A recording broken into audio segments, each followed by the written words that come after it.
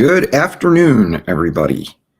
It is 4 o'clock my time. Nice, beautiful Saturday afternoon here in Arizona.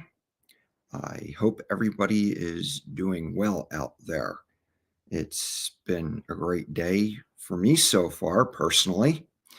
Um, as I've shared on past streams, um, my streams on Saturday do take on a different character because of the fact that today is the Sabbath day. And therefore, um, as a result, the subject matter will reflect that fact. I'd like to start off the stream on this day with a little statement that goes to that effect that I have right here that I'd like to share. Says here, if you turn your foot from the Sabbath, from doing your pleasure on my holy day, call the Sabbath a delight, the holy of the Lord, honorable, and shall honor him, not doing your own ways, nor finding your own pleasure, nor speaking your own words. Then shall you delight yourself in the Lord, and I will cause you to ride upon the high places of the earth, and feed you with the heritage of Jacob your father, for the mouth of the Lord has spoken it. So this is part of the reason why my streams on Saturday will not be focused on things of this world, which would include crypto and the news and other things of a worldly nature, because it is Sabbath day. And I realize after today that I need to keep that in mind. I need to be consistent with that in regards to the things that I do as far as participating in like social media stuff. I was pretty active on Twitter a little bit for prior to going online. And I realized that I need to adjust that personally. And one thing I'm considering doing is the fact that, according to the biblical reckoning of time, the days actually begin at sunset. So the Sabbath day actually begins Friday night at sunset, and it continues until Saturday at sunset. And usually on Friday in the afternoon, I usually take the time to do a lot of my domestic responsibilities like laundry and things of that nature, so that I don't have to concern myself with those responsibilities over the Sabbath hours. And as a result, I'm usually not available on Friday afternoons or Friday morning to stream. So, what I'm considering doing, and I'm probably going to do, is I'm going to start streaming on Friday evening as a way of welcoming the Sabbath day, which means that my subject matter on Friday night would also be something that coincides with the observance of the Sabbath. And of course, that's going to, you know, I would be streaming at the same time that RG3 would be streaming on the Friday night hangout. And I really didn't want to do that because I didn't want to, you know, make people have to make a choice. But the fact of the matter is, I'm on purpose about what I'm doing, and I have a message and a reason behind the things that I do. I'm on purpose about all this. So I'm considering going that route. I mean, what I would really like to do, what would be really awesome, is if we just had people who were believers, people who are willing to respect the Sabbath for what it is. If we would like start on Friday night and just go like throughout the entire 24-hour cycle, if we had people that would fill in and keep the stream going the whole time from sunset to sunset, I think that would be really awesome. Um, as I just read in this statement here, that there's a twofold promise to people who regard the Sabbath for what it really is, and that is that they would ride upon the high places of the earth, which is indicative of having a certain quality of lifestyle, and that they would be fed with the heritage of Jacob, your father. In history, Jacob is one of the patriarchs. He was the grandson of Abraham. His name was changed to Israel, and the nation of Israel is named after this individual. So basically, being fed with the heritage of Jacob, your father, is basically having a knowledge of the truth and of God's covenants to restore humanity back into the image of God. So that's the focus of what my streams will be Friday night, Saturday. So I realize that most people probably wouldn't, take interest in that, and that wouldn't surprise me. And quite frankly, probably people would be better off if they would take this time of the day to just go out and touch grass and go out and enjoy nature rather than sit in front of a screen. So I know that's something that I enjoy doing, but for the sake of the community and for what, the things that I want to accomplish, I'm willing to, take this time to do this. So, um, I was saying last week about um, what was happening in my life that was bringing me to a place where this became as important to me as it is, and talked about my upbringing, and I talked about coming to the place in life when I was 22 years old, when I had to make a choice as to whether or not I was going to regard the Bible as a work of fiction or nonfiction. And really, the only way to arrive at that conclusion was to read it. And that same year, the door opened for me to move to Arizona the first time, which I did. And not long after I had arrived here, I commenced reading it. And at that time, I'd come to a place in life where I realized that all of the conclusions that I had drawn regarding what I thought life was about, as far as I was concerned, they were all a lie.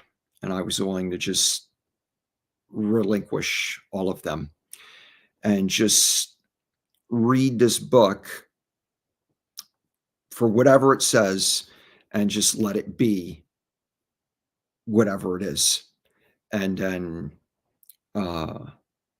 go from there. So that's what I did.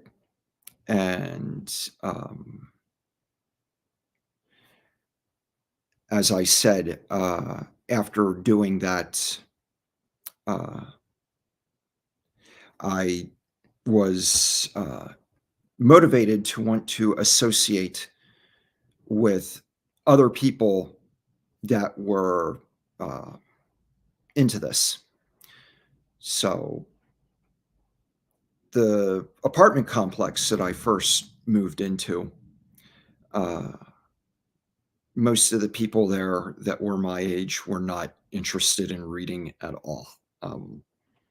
They were mainly into partying and hiding from the cops, It's amazing how many people I met had a warrant for their arrest when I first moved here. So, that's one of the reasons that, I decided to start going back to church. That was in January of 1993, and, that started to, you know, expose me to the state of a lot of things that I was pretty oblivious of prior. And, as I said last week when I was sharing about my life's experience, I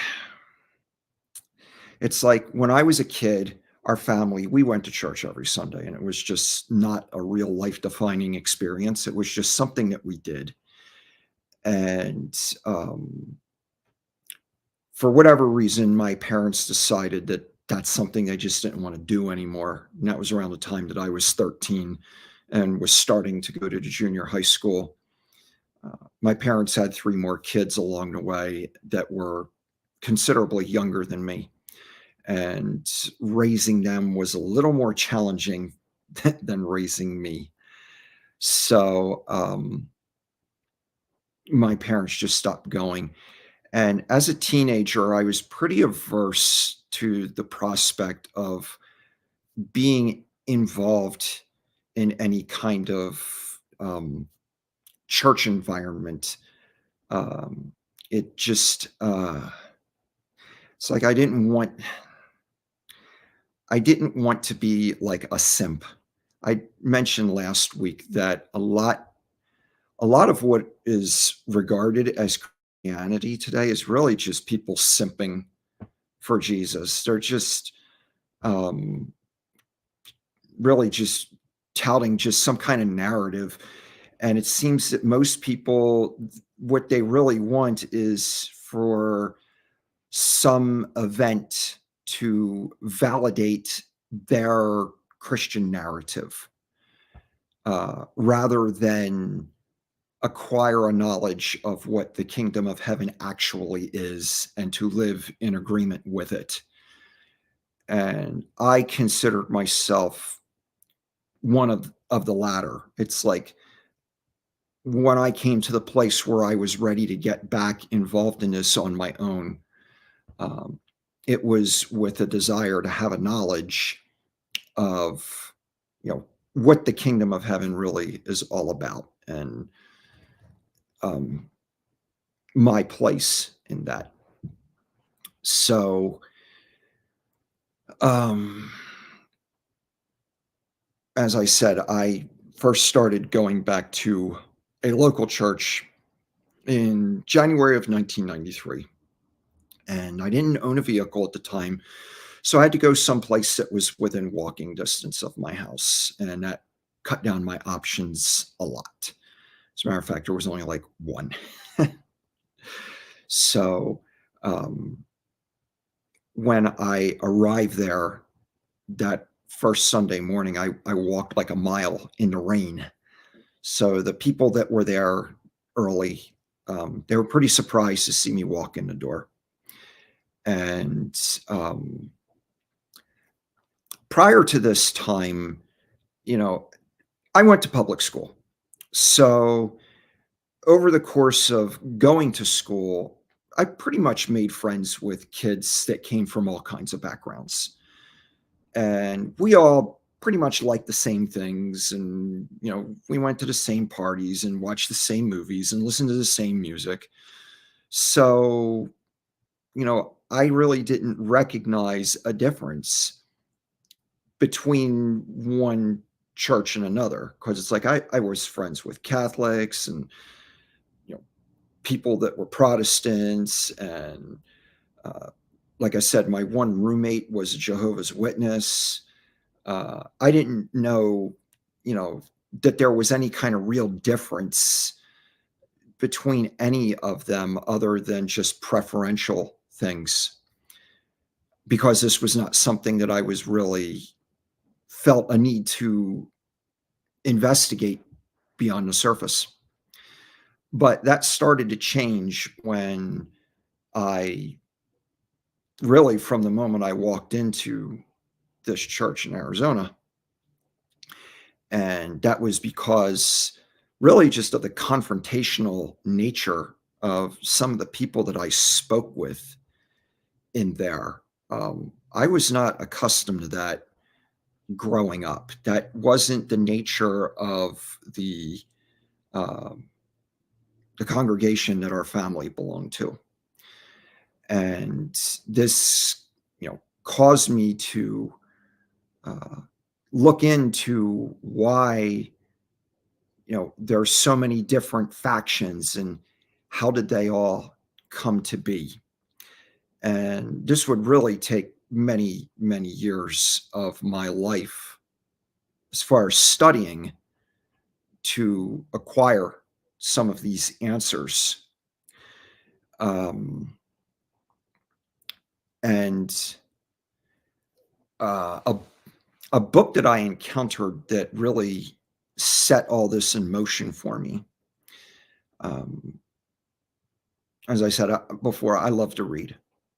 So whenever I walk into somebody's house or I go into a building, if there's bookshelves there, I pay attention to what is on the shelves because that'll usually tell you about the person who owns that material.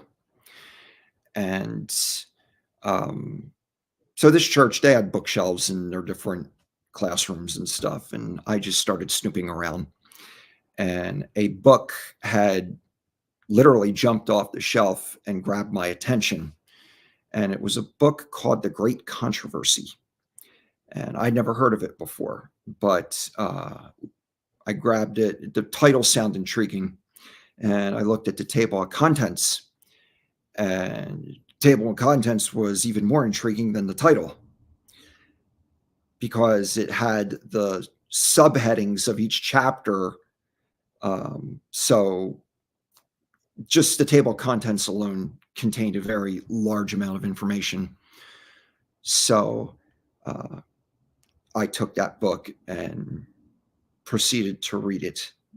And essentially, what that book covers is um, the history from the destruction of Jerusalem in 70 AD all the way up to the second coming of Christ and the end of sin and death. So I proceeded to read that book with a great degree of interest.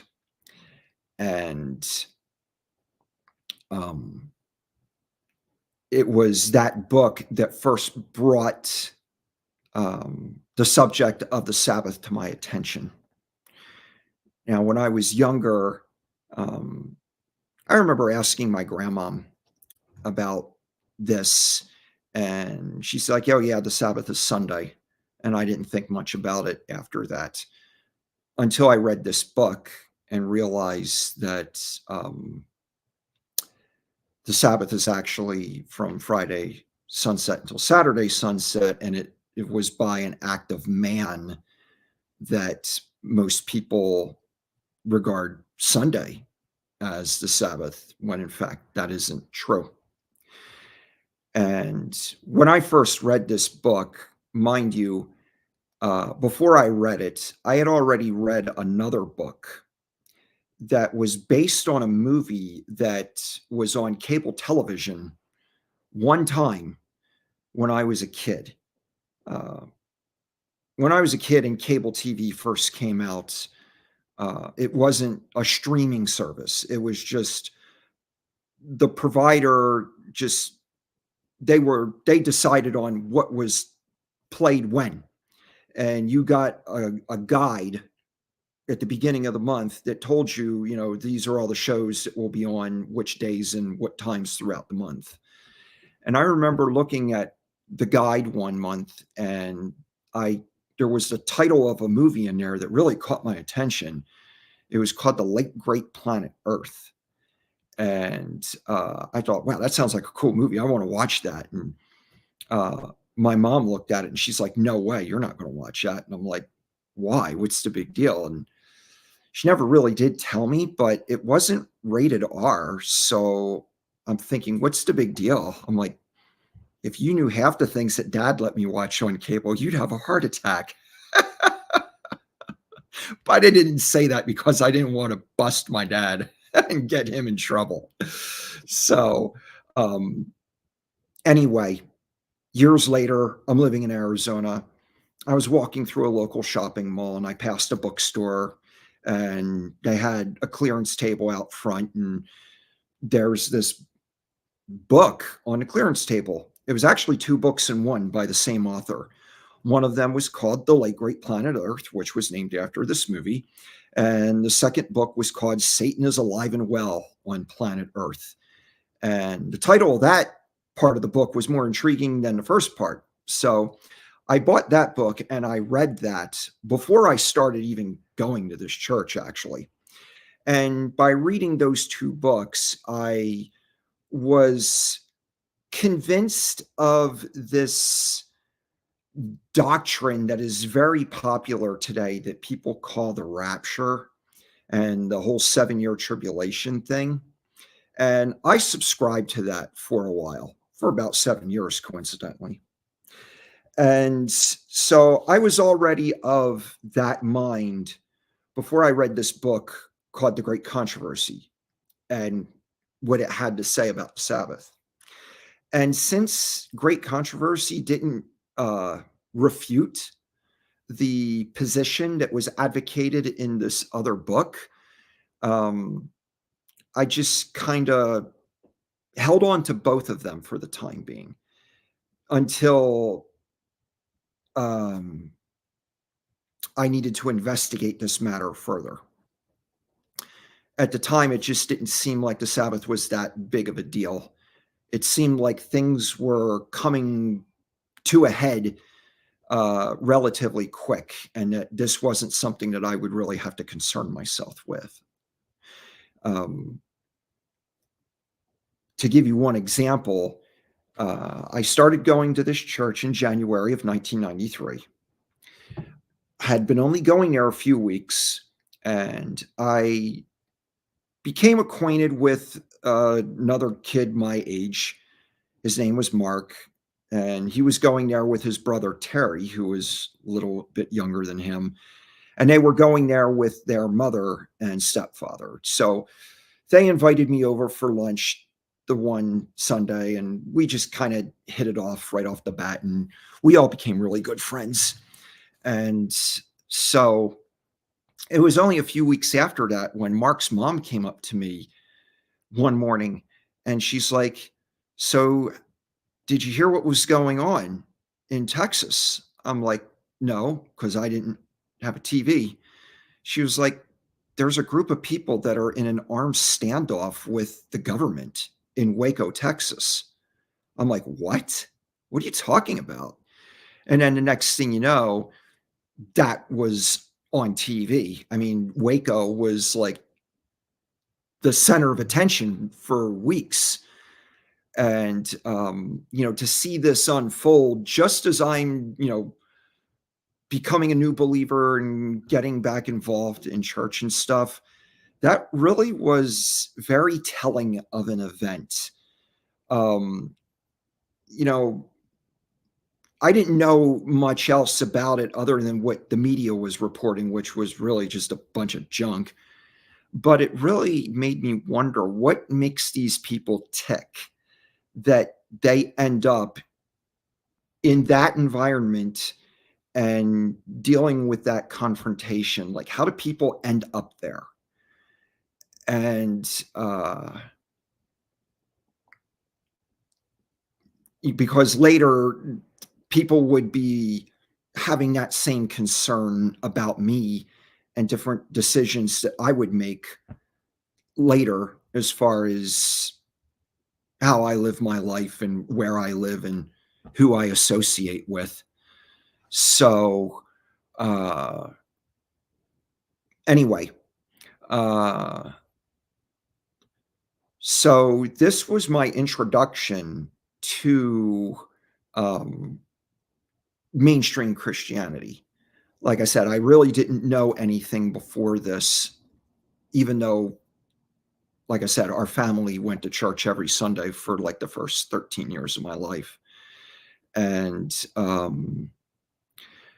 so uh, I was only in Arizona from 1992 till 1995 because this kid, Mark, that I became friends with, um, I just want to give a shout out here. Valiant Brand says, much love, Tim.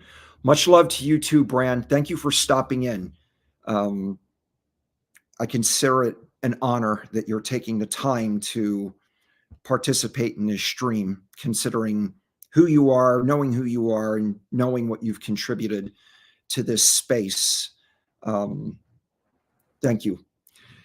As I was saying, I only lived in Arizona until October of 1995, and part of that had to do with the fact that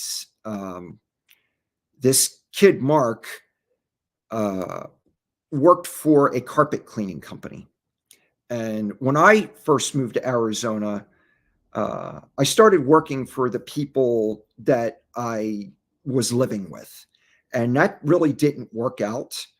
So I ended up just getting a job at the Pizza Hut down the street from my apartment. And that was sufficient at the time. But the fact is, this kid, Mark, this carpet service company that he worked for, he was actually making really good money. He was doing much better than I was. And he put in a good word for me, and I ended up getting a job working there. And one thing led to another, and the other guys that he worked with, I started to um, become better friends with them than with Mark. And that led back to a lifestyle that I was actually looking to get away from.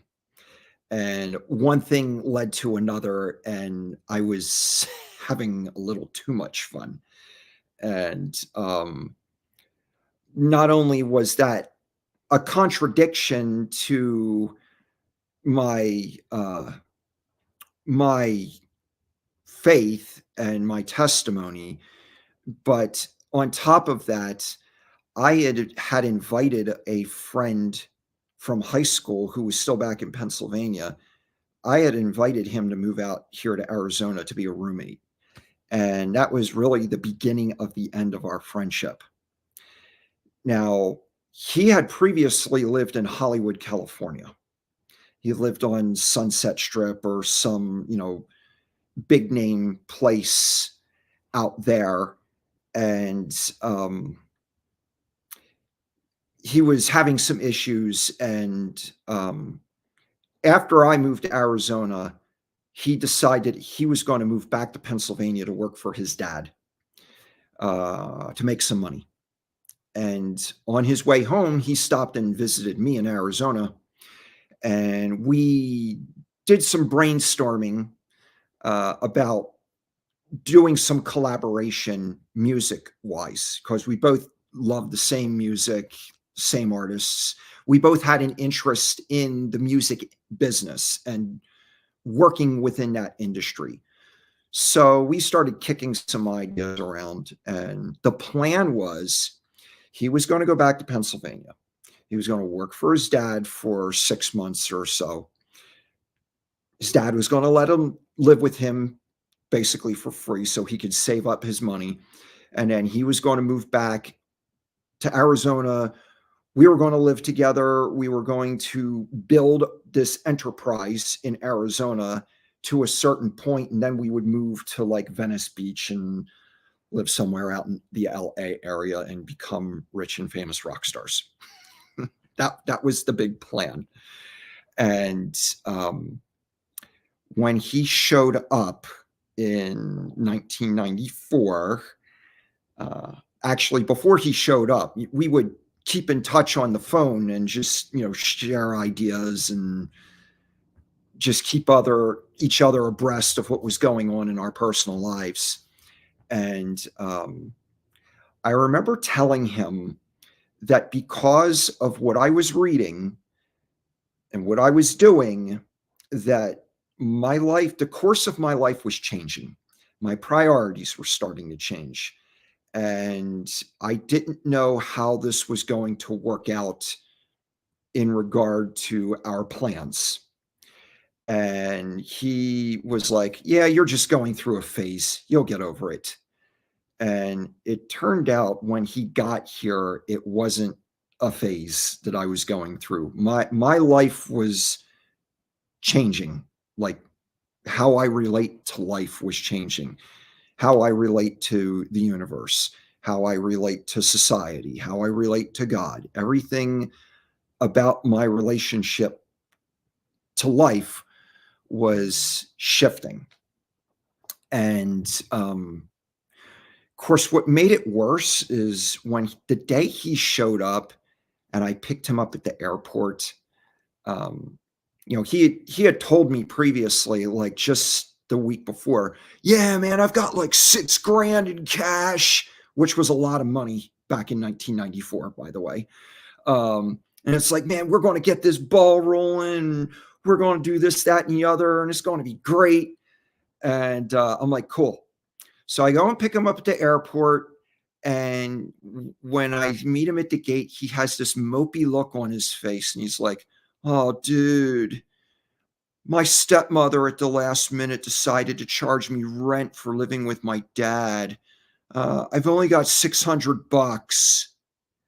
And I just looked at him, and my first thought was, that should be just enough money for me to take you over to the ticket counter, make sure you buy a ticket back to Pennsylvania, and you get back on that plane. Have at it, bro. But I didn't, for whatever reason. I'm just like, well, all right, we'll just make the best of it and see what happens. So, let him come back to my apartment. And I end up getting him a job where I work. And of course, he doesn't have a vehicle, so I'm transporting him back and forth to work. And it's just one thing led to another. And it's like, and then couple that with, the fact that because we started to have our differences about life, it started to be made known that he had a lot of unresolved family drama. And I was the dumping pile for a lot of this. And after a while, it felt like that I had adopted an adult child rather than, took in a friend who's a roommate that I was going to do, great things with. And so that tension, coupled with the fact that I started partying again with the guys that I worked with, I started partying a lot harder than I did when I lived in Pennsylvania. And these things were coming to a head. And I knew that I had to make a change. Like, I needed a change of environment, because either I'm going to kill my roommate or I'm going to kill myself from partying because I'm having too much fun. And couple that with the fact that 3 of my grandparents had passed away during the time, this 3 years that I lived in Arizona. And I didn't make it back home to any of their funerals. And I felt really bad about that because I had a great relationship with my grandparents. And even though when I left Pennsylvania the first time, I really kind of felt like saying good riddance to that state. After living in Arizona and being able to experience some freedom, I realized that a lot of the hardships that I experienced growing up were not the fault of the state of Pennsylvania. They were really just all self-created. And I was starting to mature into that realization. So I actually felt like moving back home. I mean, I knew I had to move somewhere. And um, I knew that if I moved anywhere else than back to Pennsylvania, then my roommate would eventually start begging me to, provide him with a place to live again because he didn't want to move back to Pennsylvania either. So, so that's what prompted me to move back home. And I was glad to do that. People were saying, "You're going to regret it. You should only go back there for a month until you get your head together." And I'm like, no, um, not having my head together isn't the problem here. My head is fine. So I moved back to Pennsylvania in October of 1995. And um, it was after I moved back there, I started spending more time with my last living grandparent. That was my grandmother, my dad's mother. And I would start to visit with her on a regular basis.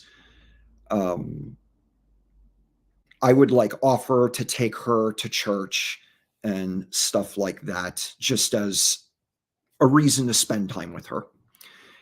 And in the process of doing that, uh, my grandmom started to tell me about her family history. And the family history is documented in a book that you may be able to read it online. You can buy it online from like Amazon and stuff. It's called the Pennsylvania Lefevers. My grandmother's maiden name was Lefevre. And this book contained the genealogy of her family and the historical background of the family, going all the way back to the year 1510 in France. And just a fascinating story because what happened is, excuse me, France was a country that always remained loyal to the Vatican throughout the Middle Ages. In the 16th century, the Protestant Reformation started to take off under the leadership of people like Martin Luther and John Knox, John Calvin, Ulrich Zwingli, and other European individuals. And my family became Protestants in France in the 1500s. And at the time, there was a treaty that was signed called the Edict of Nantes that was passed to provide civil liberties to the Protestants of France. They were called Huguenots, which was actually a pejorative term. And this is what my family was.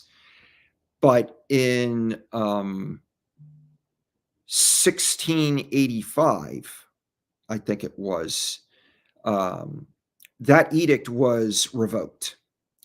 And it was right after that time that my family was actually annihilated in a massacre, with the exception of one teenage boy. Imagine being a 16-year-old teenage boy. You're one of 5 kids, and your entire family is slaughtered.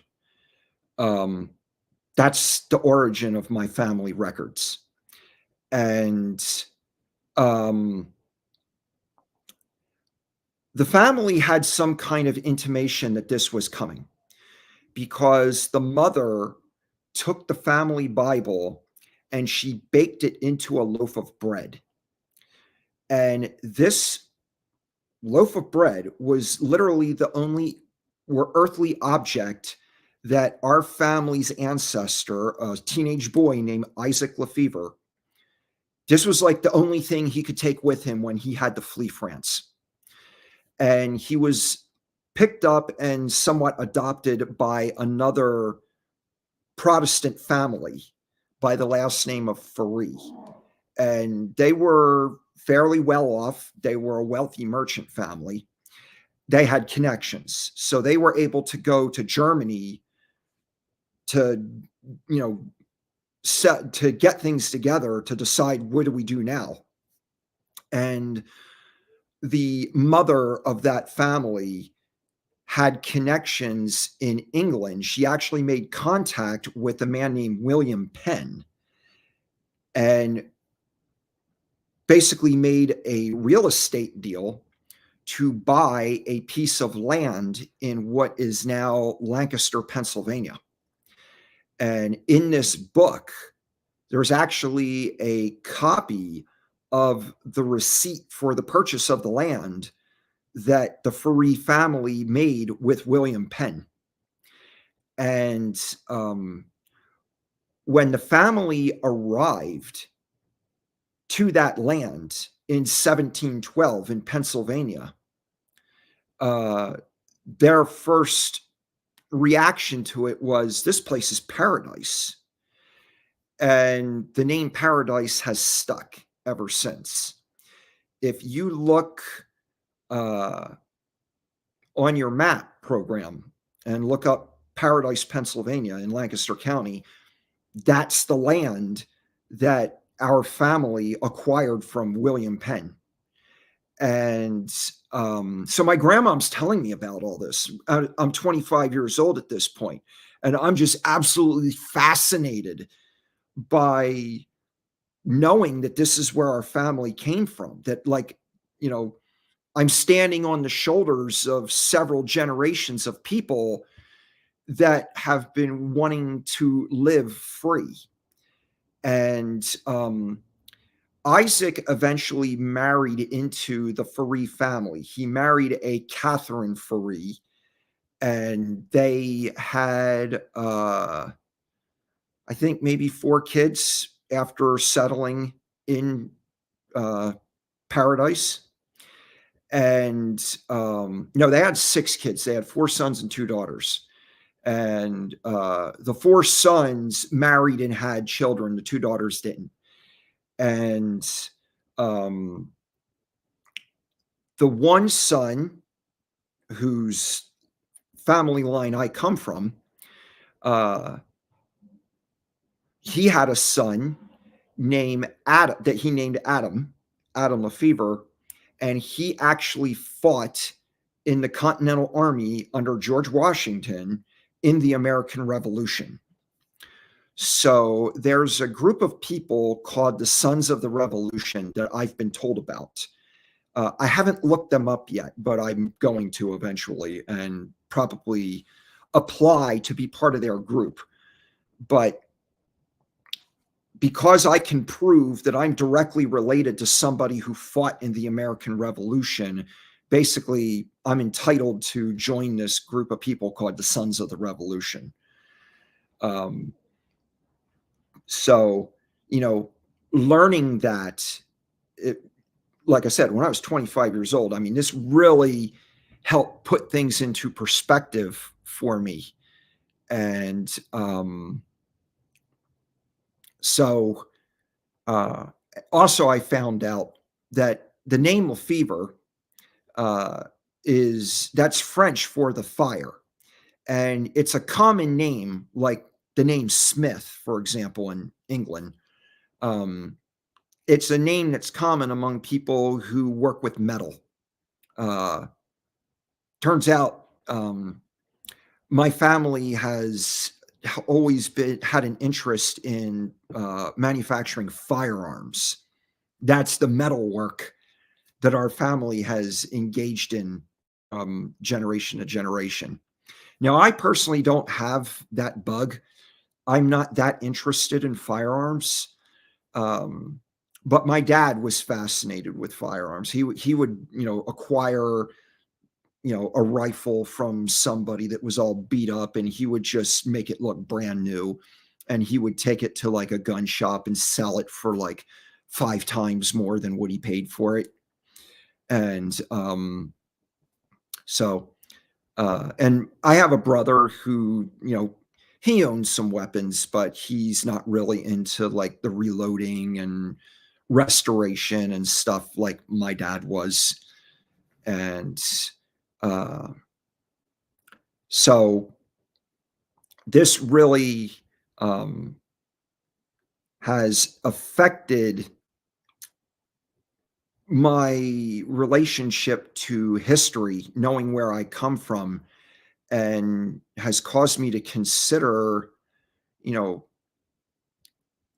what extremes people are willing to go to when they are confronted with things that they deem as a threat to their own survival. And, um, you know, getting back to that book, The Great Controversy, that I had read a few years earlier, that's the direction that book points to, is that really the entire human race is going to be confronted with something that's going to be a threat to their survival. And the people who basically have the truth about things are going to be the object of that threat. So it's kind of like life was preparing me for um, the things that I had started to look into. I want to take a moment to say hello. Danny Boy says hello to all in chat. Hi, Timmy B. Going to do a sauna and listen. Thanks for dropping in, Danny Boy. I appreciate seeing you again. And I'm glad you're going into the sauna. That's a great place to chill. Um, I remember I drove a Geo with no air conditioning from New Mexico to Pennsylvania one summer. Uh, and I purposely drove that whole trip with the windows up just to see how well I could handle the heat. And it was like driving a sauna for 3 days, because it takes about 30 hours to drive from where I lived in New Mexico to where I lived in Pennsylvania.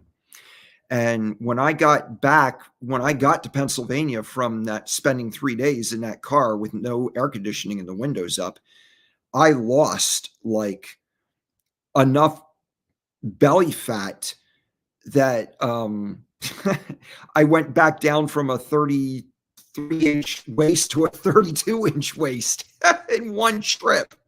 So yeah, a sauna is a great way. That's a great thing for health. Crypto King is in here. He's like, boom, what's up, Hexicans, Balliot Brand, Danny Boy, good to see you. Good to see you too, King. I've been just yapping away here on this stream, giving people some of my background experience in my personal life, because as I've said previously in this stream and in other streams, that the streams that I do on Saturday are of a different nature than the streams I do during the week. And that's because I regard the seventh day of the week, which is today, Saturday, as the Sabbath day. And as someone who is a Sabbath keeper and observes the Sabbath, that observation impacts the nature of my stream. A background of my life that is basically leading up as to how I came to this place and why it's so important. Someone else jumped in. A guy named Jacob Weller says, hi. Hello, Jacob. Excuse me. I don't know if I recognize your name, but thank you for taking the time to stop in. I was just saying to Crypto King, um, my streams on Saturdays are a little more personal than they are during the week. I don't really take the time to get into things like crypto and charts and Twitter and the businesses that I promote or the hexagon of the day. I don't do any of that on Saturday streams. Saturday streams are more personal because of how I relate to the seventh day of the week being the Sabbath day. So um, I was saying earlier, um, well, let's see. Jacob says, do you think Bitcoin is going to go up? Yeah, I do. But like I said, uh, that's not really that important to me right now. Um, so yeah, everything is going to go up because I'm going to make it go up. He asks when. I have no idea. I'm just a participant in this space. I don't own it, so I can't say when. Um, so, um, getting back to what I was sharing about, spending time with my grandmother, learning about my family history, learning about um, what happened in France, what happened with my family, and how all that played in to the direction of my life back in 1995 when this was all happening. Um, as I said, I one of the things that I did is I would take my grandmother to her church, which happened to be the church that I was raised in, and I started to notice. Uh, let's see. Before I get into that, Jacob's asking, have you ever seen the Mona Lisa? No, not in person. I've never been to Europe. I would like to go to Europe. Uh, but no, I've never seen the actual Mona Lisa. Um, so anyway, um, taking my grandmother to her church, I started to pay attention to the things that this church did as far as how it conducted its services because they engaged in practices that um, I knew were not consistent with the testimony of what the Bible says. And at first, I let that, I didn't really take any issue with that because um, I, I wasn't involved when I moved out of Arizona. Um, you know, when I lived in Arizona, like I said, I had started going back to church, but when I moved back to Pennsylvania, I wasn't really involved with anything when I first went back. Um, like I said, I would just take my grandmother to her church and just kind of hang out there, but I wasn't, I didn't like join that or get involved in any way. It was just really as an observer. Um, Jacob asked, "What is your favorite food?" Uh, Anything plant-based is my favorite food. He says mine steak. I like gluten steaks, but they're plant-based too. I make those from scratch. Um, Hex Glenn stops in and waves hi. Hi, Glenn. Thanks for stopping in. I don't know if you've been on here before. If you have, then my apologies for not remembering. If not, thank you for stopping by. It's always appreciative to see new faces coming in. Uh, Danny Boy says, "I come from a line of freedom fighters in Canada. My uncle went hard on the freemen on the land movement, got beat by police and all." Wow. Um, I did not know about the freemen on the land movement in Canada. I remember hearing something about that. I thought that was in Nevada, but wow, that's pretty intense, man. I don't know the details of that incident, but I wouldn't mind hearing about it sometime. But yeah, let's see. Yeah, I wouldn't mind hearing about that some Jacob, this guy Jacob's like, my uncle died. I'm sorry to hear that, Jacob. Um, I have an uncle that passed away a few years ago myself, so I know the feeling. Um, I wish that uncle could have stayed alive long enough to see me succeed in Hex. Um, but he didn't. Uh, but yeah, my condolences, sir. My father passed away also about 10 years ago, so I know the loss. I know the pain of loss, man. As a matter of fact, I was thinking about that just the other day while I was finishing up moving a certain pile of dirt on my property. That, I'm 53 years old, and the number of people that I know that ought to be of my age bracket who didn't make it to 53 is pretty staggering. It's really kind of tragic.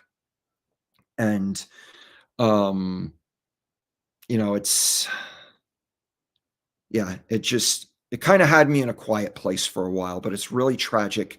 The number of people that I know that didn't make it to 53. It's pretty bad. I should go. All right, if you need to go, that's understandable.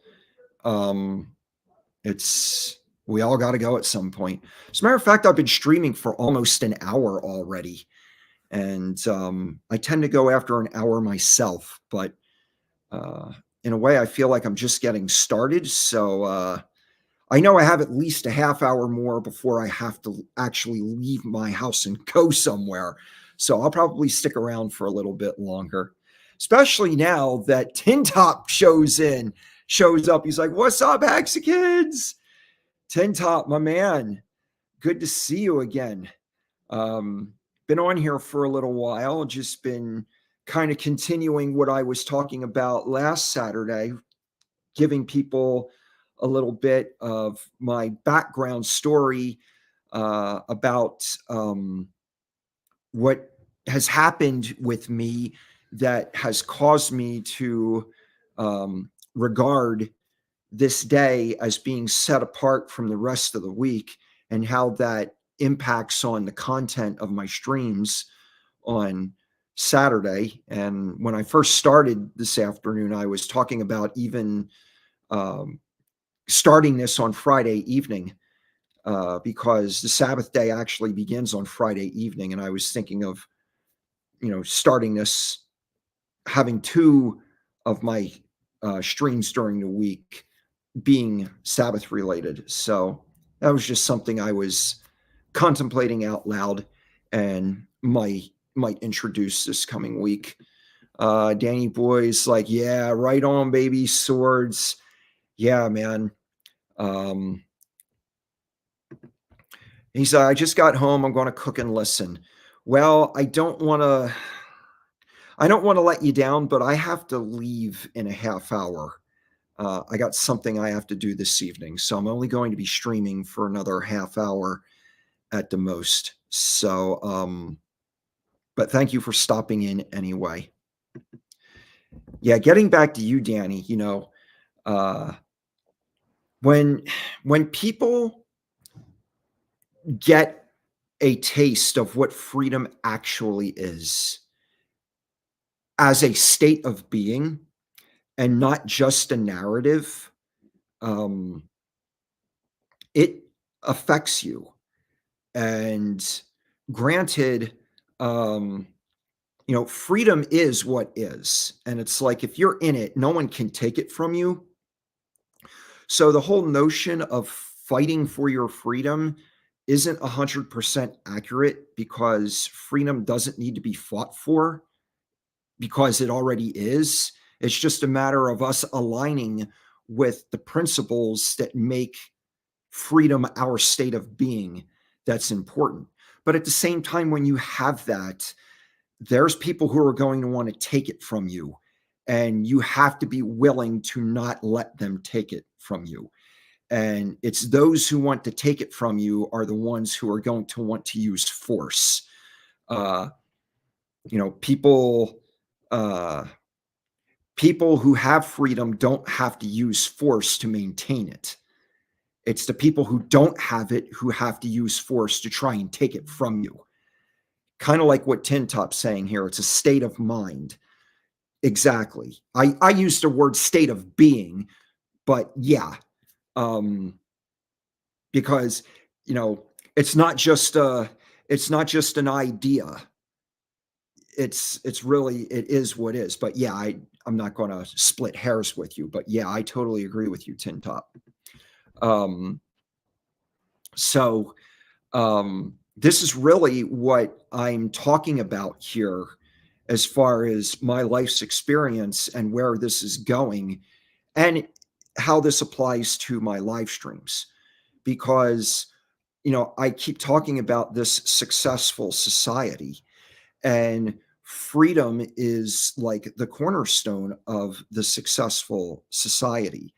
You need free individuals who are willing to cooperate with other free individuals in order to have this successful society.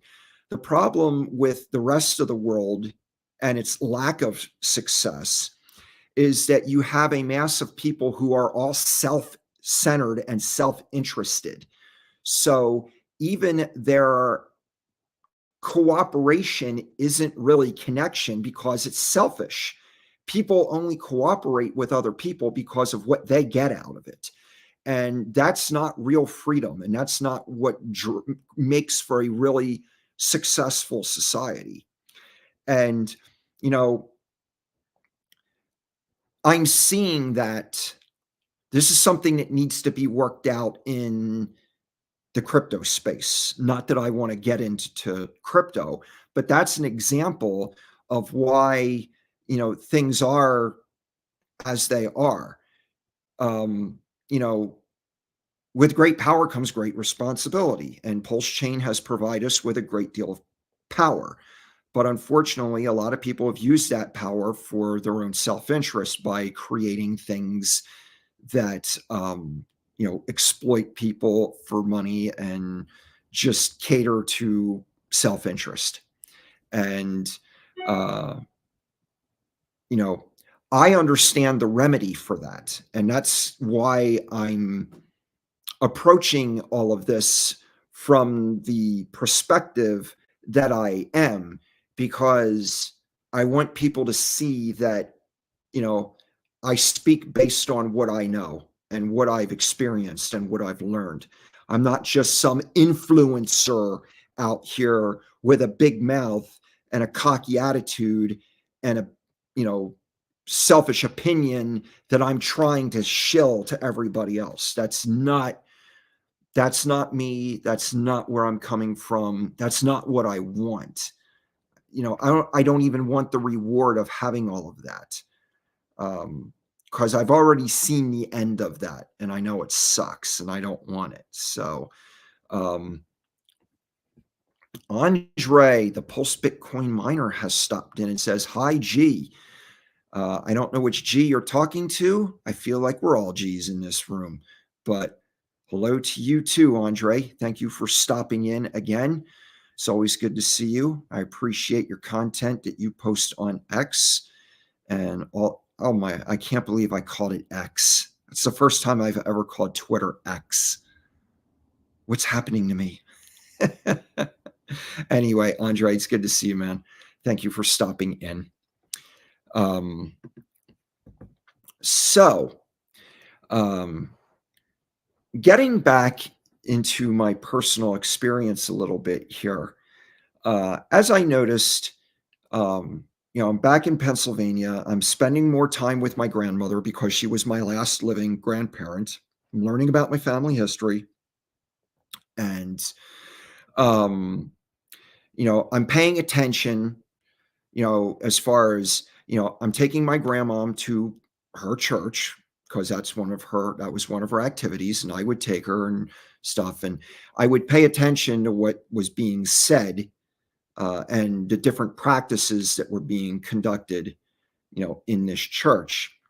And at first, even though I recognized that there was inconsistencies based on what I had read in the Bible and what they were doing and where they were coming from, I didn't see the big picture. I just saw that there were inconsistencies. I just didn't understand the big picture on why that was there. But like I said, I didn't make a scene or make a big deal of it at the time, but I made note that there's something here that I can't agree with.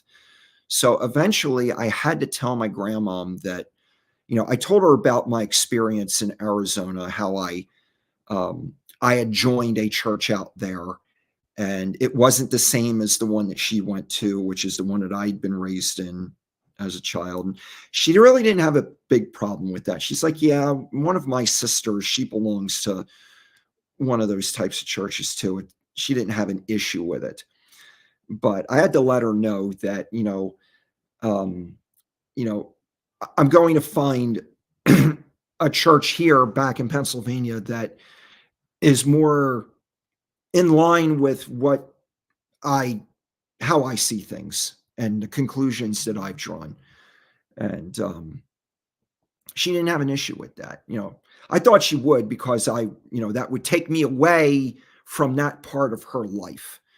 And, she didn't care, which was cool.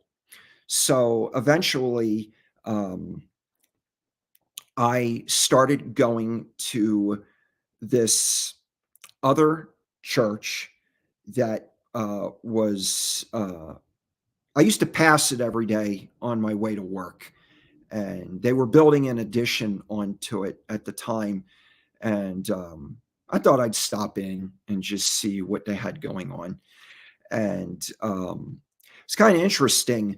There was a kid that was a greeter at the door. And I say a kid because even though he was only about 10 years younger than me, um, this was someone that I knew when I was uh, a child growing up in my neighborhood in my hometown. His family lived across the street from me, and I actually babysat this kid on a couple of occasions. So when he was at a greeter at the door, I'm like, "Hey, I know you. How you doing?" And we got to talking and stuff, and just caught up on life. But what was really interesting with this new church that I started going to was um, on their before their services on the Sunday mornings, they were showing some videos of a retired school teacher who was talking about the subjects of creation and evolution. And I was instantly intrigued by that. Now, up until this time, as I was like reading and studying, my attention was mostly focused on the subject of prophecy. I was really captivated and fascinated by that, wanting to know what the future held and all that stuff. And at the same time, it's like I also wanted to know, well, like, uh, what is the chronology? What is the chronology that the Bible presents to the reader? And I didn't know like what that position was, because it doesn't give you any dates in the scripture itself. It just says, Adam came first, and then 130 years later, he had a son. He fathered a son named Seth, and then there's a genealogy in the 5th chapter of Genesis that gives names and dates, and you can count forward, but that doesn't tell you like a date on our calendar, like when did this clock start? So that was something that I always wanted to know.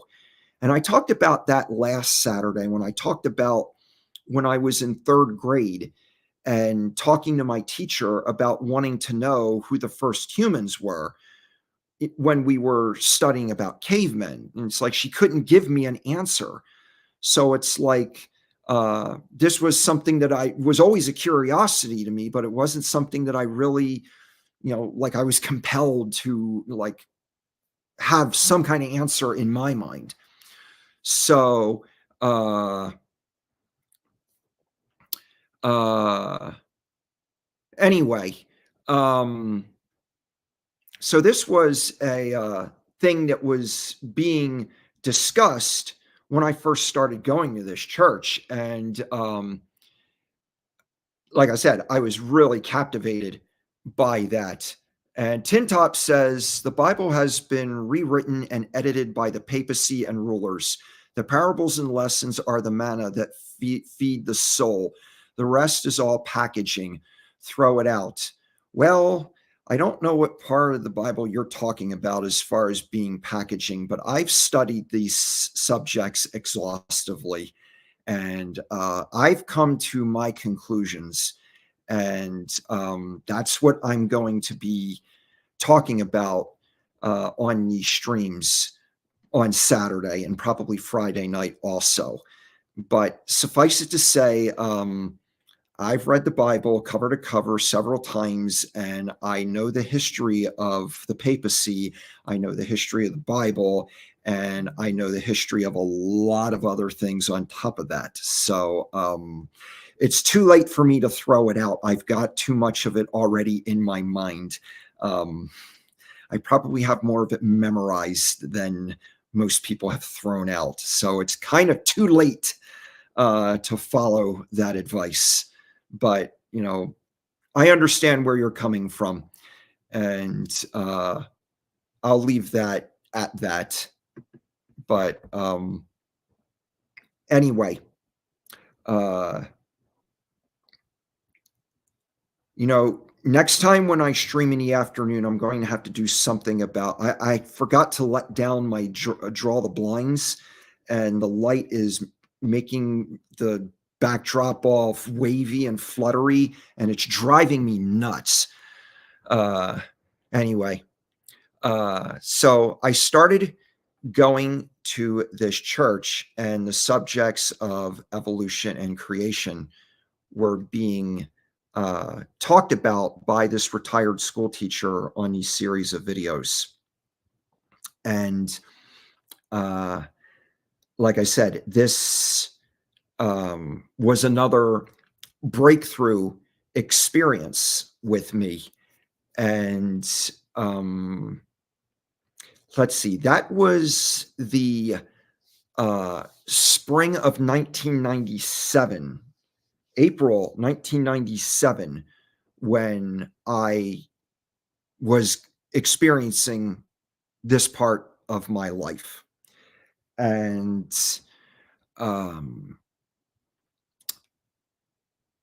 around this time, another phenomenon started to take root in society. And that was a phenomenon called the internet. Now, when I was a teenager, I used to have a Commodore. Actually, I had a couple of Commodore computers, and I used to have a modem. And my dad let me get my own phone line when I was 15 years old. And the phone company tech, when he put it in, he put a splitter box in there so I can access my own phone line, and I can access our house phone line. So I had a 24-hour bulletin board system running on one of my Commodore computers, and I had the family line, which, I used the phone more than everybody else in our family combined. So I was able to call out. So it's like I had experience with telecommunication years before the internet came out, and became like 10 years before the internet became mainstream. I was doing telecommunications in my bedroom. So I didn't actually get internet access until 1998 myself. When I moved back to Pennsylvania in 1995, I met up with a friend from the bulletin board days who, I told him I just moved back in town. I got rid of all my Commodore equipment before I moved. I don't have anything. I want to get back into computers. He's like, no problem. I'll hook you up. Takes me into one of the rooms of his house. He's got all kinds of components, just cabinet, motherboard, hard drive, slaps it all together, gives me a keyboard and a monitor. He's like, here you go. Here's a computer for you. I'm like, really? You're just going to give me all this stuff? He's like, yeah, no problem. He's like, the only thing is this computer doesn't have what it takes to get on the internet. So this is just something that you can use to get back into the swing of using applications and learning programming languages. I'm like, that works. Cool. So, so I had that computer. I didn't get internet access until 1998. And I had started working for a telecommunications company at that time. And I had my own workstation in a warehouse that had the internet. And that was another big breakthrough for me because during the time of watching these videos about the whole creation evolution debate, the guy that was doing the presenting had a whole bunch of websites with external access to look at the subject matter that he was talking about. It was reference material, stuff that you can look up on the internet. So I made a list of everything that he presented. So I knew I would eventually get internet access. And when I did, this is all the stuff I was going to look up right away. So that did come in June of 1998. And before I go any further, I want to take a moment to acknowledge Mr. Hudat. He says, hello, beautiful community. Love you all. Love you too, Mr. Hudat. No homo, of course. Thank you for stopping in again. You're like the person who seems to show up more than anybody. So it's like you're like my best friend in the streaming environment. So thank you for stopping in. I have to let you know, I do have to leave here in 13 minutes. So my stream is coming to an end soon enough. But I'm glad you did make it here. Always good to see you. Yeah. I've been sharing more, continuing from last Sabbath when I was talking about my upbringing and some of my experience and how I got to where I am now as far as how I relate to life. Got into a little thing with Danny Boy earlier about the principle of freedom and how freedom is really the foundation of the successful society. You need free individuals to create and to manifest a successful society. So, yeah, that's kind of a revamp of what I've been talking about today. But I was basically, where I'm at now is talking about when I first got internet access in June of 1998. I had started working for a telecommunications company that one of my former neighbors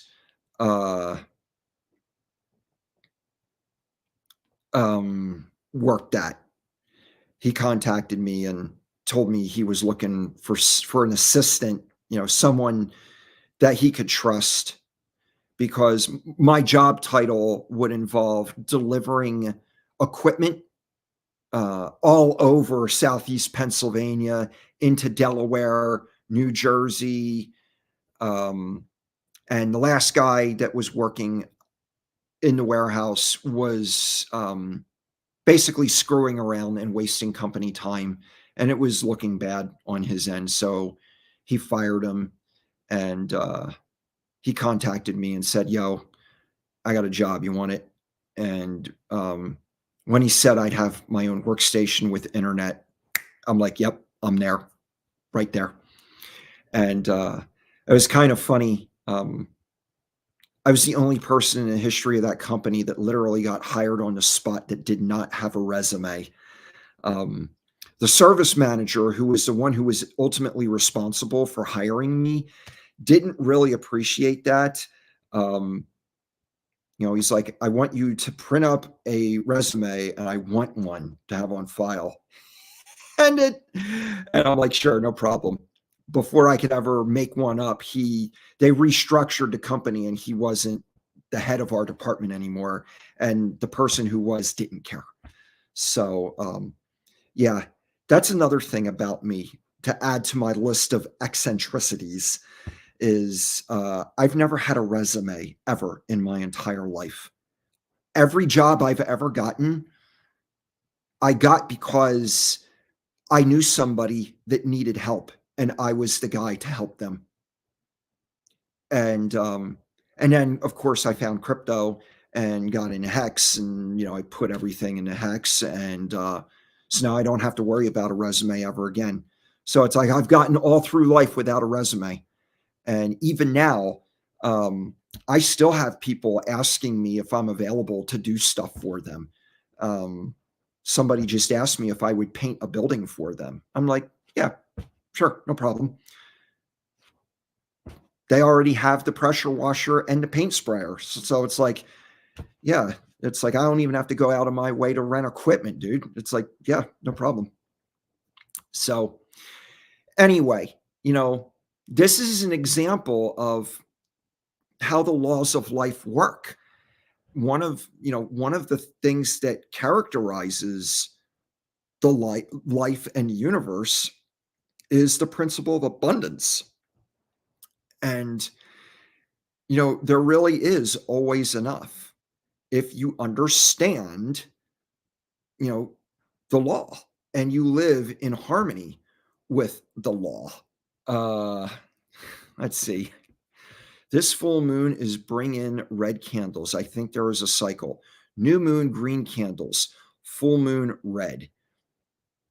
We can probably go back in history and trace and see how consistent that pattern plays out. Wouldn't really surprise me. Um, I'm glad that we are able to stake it until we make it, because that way our lives don't have to be controlled by the moon and by the candles. Tin Top says, "I would have written that guy the funniest, horrible resume for high though, shoved so far up his file." Yeah, I could picture that.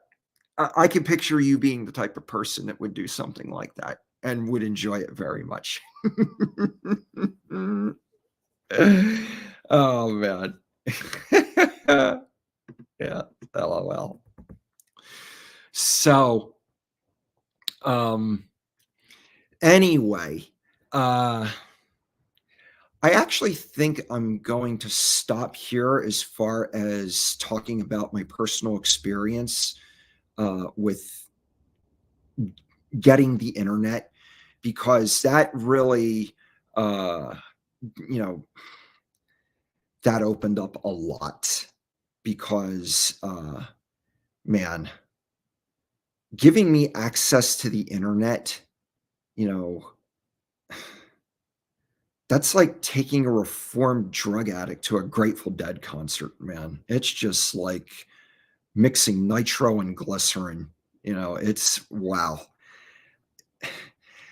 The company didn't mind because I would actually come to work an hour early and, be there for whatever so I can access the internet and read just everything that I wanted to read. and then I would stay an hour later, make sure everything's locked up and stuff, so I can stay at my workstation and access the internet because this was my only access point. And I did that for weeks on end. And it was kind of funny. At one point, because I worked in the warehouse for this company, I dealt with UPS pretty much every day. And we had the same UPS driver all the time. And this guy, every day for I don't know how many days in a row. I mean, it was a lot. It had to be at least a week's worth. He would come in every day at the end of the day to pick up, our outgoing packages. And he would be like, he'd come in after many people went home. So we would have time to hang out and talk.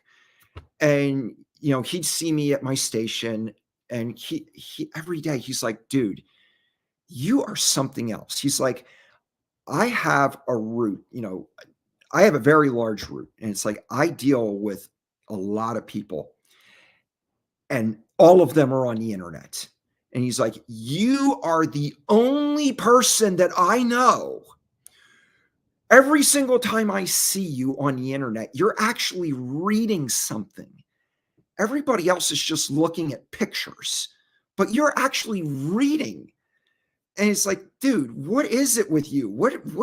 What's going on with you? Like, you're the only one. And I would just tell him about some things that are going on, and I would tell him about what I'm reading and what it is, and he'd be like, "Wow, that's pretty wild that you're, like, reading." But I can't say I was really surprised because it seemed like most people in the corporate environment aren't the most intelligent people. It's like most of my work environments have not been corporate. Most of my work environments have been retail or food service. This telecommunications company that I worked for, and I worked for them for like 5 years, that was the only corporate type of job I ever had. And I noticed that the corporate environment is kind of like an extension of high school as far as like the maturity level of most of the people in that environment. And, you know, like in high school, it's kind of like a lot of cliquish type stuff. Kind of like once you find your niche in that environment, you kind of blend in and you tend to adapt to it and you actually kind of like it after a while. But overall, I would never go back to that. I mean, it kind of had its fun at the time because in a way it was kind of like being back in school because that was the maturity level of most of the people there.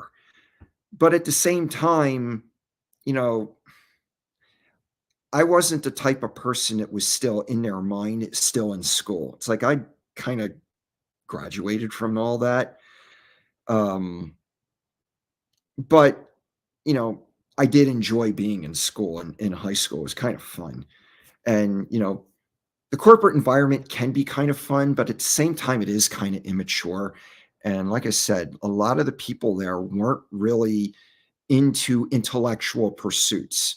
So I could see why this driver would make this observation that I'm the only person he saw on the internet reading stuff.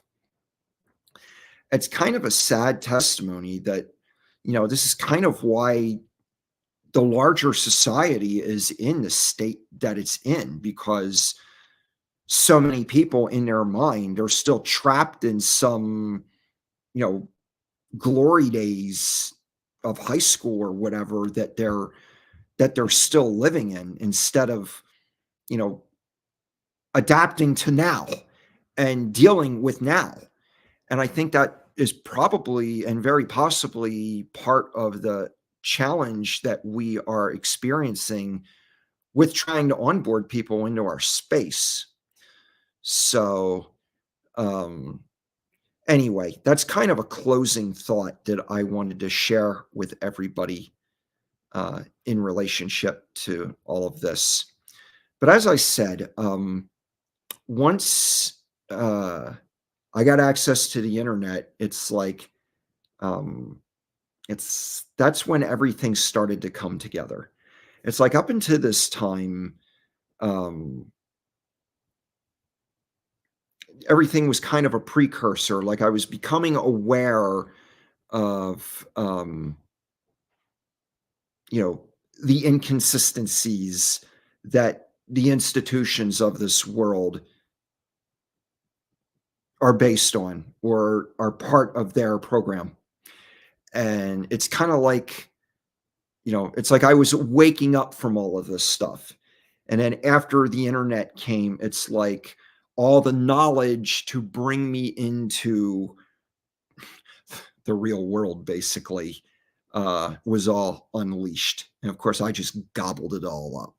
So I'm looking forward to sharing some of the details of that with you. I'll probably get into that on Friday night.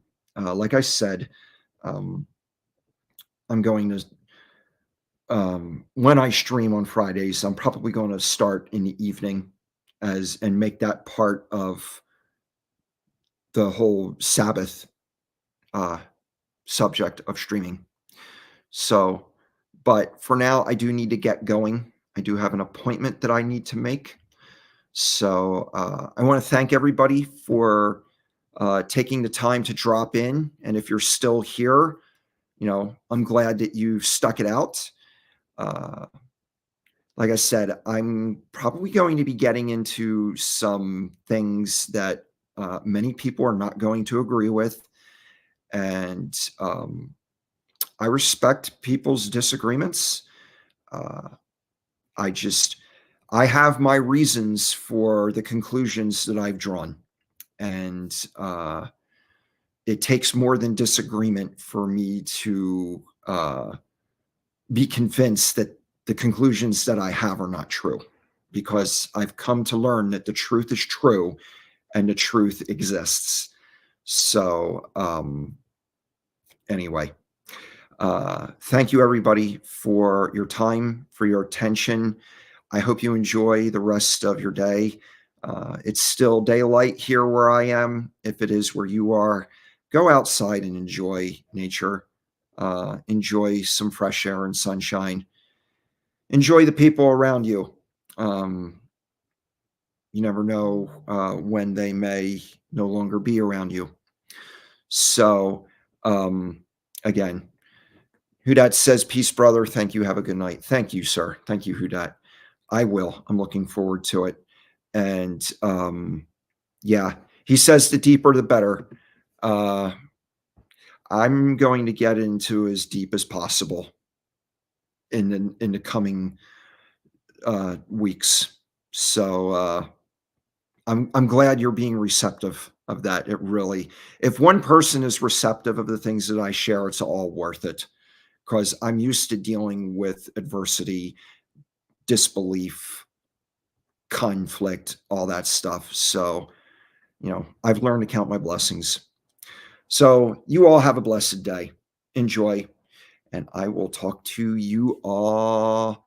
I I have 2 appointments tomorrow. So if I do stream tomorrow, it'll probably be in the evening, but we'll see what tomorrow brings otherwise. But everybody have a good night. You guys are all awesome. See you soon. Bye.